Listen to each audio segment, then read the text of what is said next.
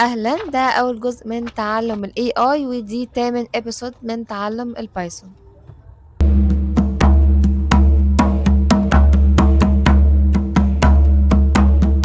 الديكشنري وهو أهم حاجة احنا نبدأ ان احنا نستخدمها أكتر حاجة كمان. الديكشنري زيه زي الإكسل بالظبط، فيه عواميد وكل عمود دوت فيه اسم للكولوم بتاعه، وبالنسبة لي جواه الداتا بتاعتي الفاريبلز اللي موجودة عندي. العمود دلوقتي فيه بيانات، فهو أكتر حاجة هيكون بخزن فيها للواقع فعلا وشكل الداتا على أرض الواقع. طيب ازاي شكلها؟ وبعدين نشوف الصفات اللي موجودة عندها. الشكل بتاعها، لو احنا هنعمل مثلا ديكشنري، فالديكشنري هيكون نفس القوس بتاع الست، بس باختلاف ان هي دلوقتي الشكل بتاعها اللي هيتكتب جواها عامل ازاي. الشكل بتاعها زي ما احنا قلنا ان هو شبه الاكسل، يعني ده معناه ان انا محتاج كولوم ومحتاج الداتا بتاعتي، محتاج السيل بتاعتي، محتاج الشكل اللي موجود عندي جوه. فاحنا بنكتب هنا هو اسم الحاجة اللي موجودة عندي، ومثلا جواها ايه مثلا، فده كده كأنه اسم الكولوم بتاعي والداتا بتاعتي. ككود المفروض اسمهم ايه؟ هيكون بالنسبة لي دوت هيبقى اسمه بالنسبة لي كده هو ده اللي جواه الكي بتاعتي، وهيكون بالنسبة لي هنا هوت هيكون مكتوبة الفاليو بتاعتي. يعني ديت التعريف بتاعها الكي، وديت التعريف بتاعها الفاليو بتاعتي. ما بنكتبهاش طبعا كي وفاليو، بس احنا بنبقى عارفين دوت اسمها ايه ودوت المفروض يكون اسمها ايه. عايز اكتب كولوم تاني، عايز اكتب فاريبل تاني، بعمل ساعتها هنا هوت كوما، وبكتب الحاجة اللي بعديها. مثلا انا عندي الايدج، والايدج جواها مثلا ارقام، وعندي بالنسبة لي هنا هوت لآخر حاجة الأدرس، وجواها أي عنوان. بس طيب أنا ممكن إزاي أستخدم الكي والفاريبلز اللي موجودين عندي؟ أول حاجة من الفوائد اللي موجودة عندها هي unordered. يعني بالنسبة لي أنا ما ينفعش أجي وأقول إن هي هكون معتمدة على اندكس معين، هي مش اندكس حاجة معينة، لأن هي مش عندي أول حاجة دوت ده صفر وده واحد وده اتنين، لا مفيش حاجة اسمها كده. هو طيب أنا ممكن دلوقتي ينفع استخدمها في ايه تاني؟ هي بالنسبة لي mutable، يعني هي بالنسبة لي تنفع انها تتغير عليها. بمعنى ازاي؟ يعني انا لو عندي الديكشنري بتاعتي وجيت وقلت له انا عايز اغير اول حاجه، مش هينفع ان انا احط الاندكس. طب انا اعمل ايه؟ هنادي على اسم الكولوم بتاعي، هات الايدج بتاعي دوت كده هوت، وبالنسبه لي خلي الايدج اللي موجود هنا هوت مثلا برقم تاني. هيجي يقول لي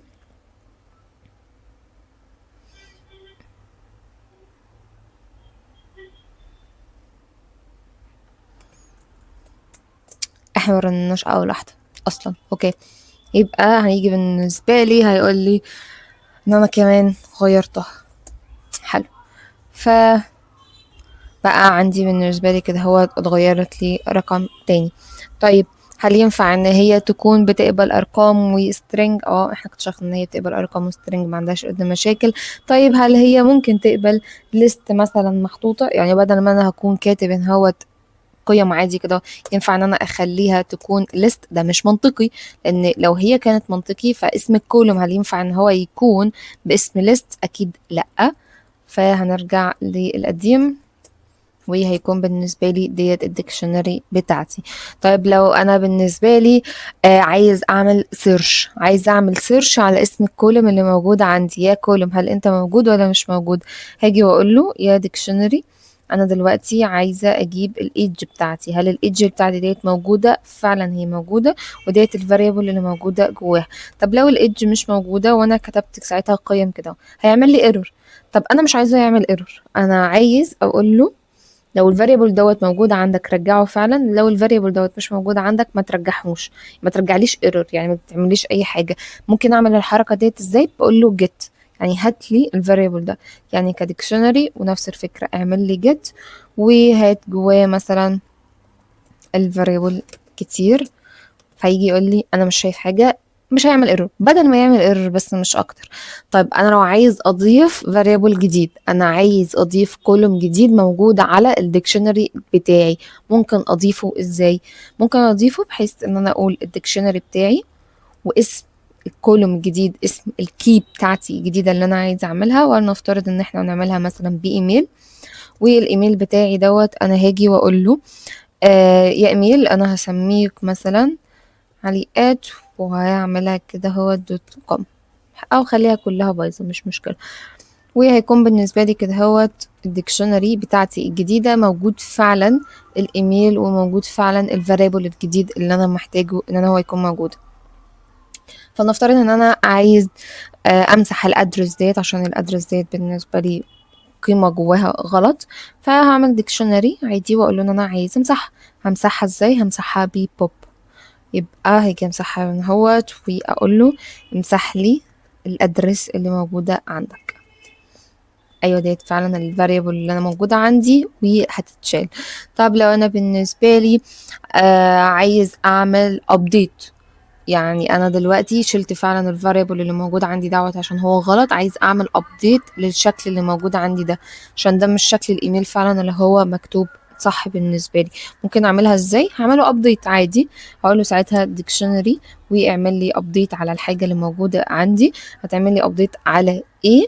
ساعتها تعمل لي هنا هو ديكشنري، هو قوسين الفانكشن عادي وجواها الاسم الكولوم اللي انت تعمله وكأنك بتعمل ديكشنري عادية جدا. يعني انا هعمل اسم الفاريبل عادي بتاعي اهوت بالنسبة لي اسم الفاريبل اللي هيكون موجود عندي اللي هو الكي والفاليو، لازم اديله الكي والفاليو اللي انا عايز اغير. فانا هقول له في الكي بتاعتي وكفاريبل خليها هوت بقى الاسم اللي انا بالنسبة لي عايز اعدله عليه. لو جيت شفت الديكشنري بتاعتي هي فعلا اتغيرت بالاسم الصح اللي انا المفروض اكون عايزه. لو عايز الفاريبلز بتاعتي اسامي مثلا الكيز بتاعتي كلهم ممكن اجيبها ازاي؟ هكتب كده ديكشنري وهكتب الكي بتاعتي اللي انا محتاجها، سوري كيز بتاعتي اللي انا محتاجها. لو انا قررت ان انا عايز اسامي الفاريبلز اللي موجوده عندي يبقى انا عايز الفاليوز كلها اللي موجوده عندي، فهاجي ساعتها اكتب له هات الفاليوز اللي موجوده عندي. طب انا عايز كل الداتا اللي موجوده عندك ممكن تجيبها ازاي؟ يبقى انا ممكن اقول له ساعتها هات الايتمز اللي موجوده عندي، هيجيب لي ساعتها كل variable الكي وساعتها الفاليو بتاعتي. لو قررت مثلا ان انا عايز اشوف في الديكشنري copy، لو انا عايزه اعمل كوبي نفس الكونسبت انا باجي وبسميه مثلا نيو بالنسبه لي ان هو الديكشنري، ونفس الفكره هات ان الديكشنري اعمل لي عليها كوبي. بقى دلوقتي معايا منها نسخه، اوكي بقى معايا دلوقتي منها نسخه اقدر ان انا استخدمها او اقدر ان انا اعدل عليها واقدر ان انا اعمل منها اي حاجه تانية. نفس الفكره على كلير طبعا عشان يعني ممكن نمسح اللي احنا عملناها دلوقتي فانا هعمل له ساعتها كلير. كلهم بنفس الفكرة، انا لو هاجي اعمل كوبي او لو هاجي اعمل كلير عندهم نفس الكونسبت ما فيهمش اي متغيرات على حاجة زي كده هون. فركاب سريع على الافكار بتاعتها كلها اللي موجودة او الفوائد بتاعتها، بان انا اقدر ان هي تمثل لي فعلا الداتا ست الحقيقية اللي موجودة عندي. اكتر حاجة احنا هنستخدمها في الاي اي وزي الفيتشرز بتاعتي هنكون بنشتغل عليها قدام شوية. هينفع ان انا استخدمها في فاريبل معين زي جيسون والاي بي ايز بتاعتي لقدام شويه. واخر حاجه لركاب ما بينهم هما الاربعه، اكتر حاجه هتكون مستخدمه هي الديكشنري. الليسته بالنسبه لي ينفع ان انا اغير عليها واعدل عليها عادي. التيوبل بالنسبه لي ما ينفعش ان انا احكم فيها خالص، القيم اللي موجوده عندي خلاص هتفضل زي ما هي. الست هترتب ومش هتضيف اي معلومات تكون متكرره، والديكشنري ينفع ان انا استخدمها زيها زي الاكسل.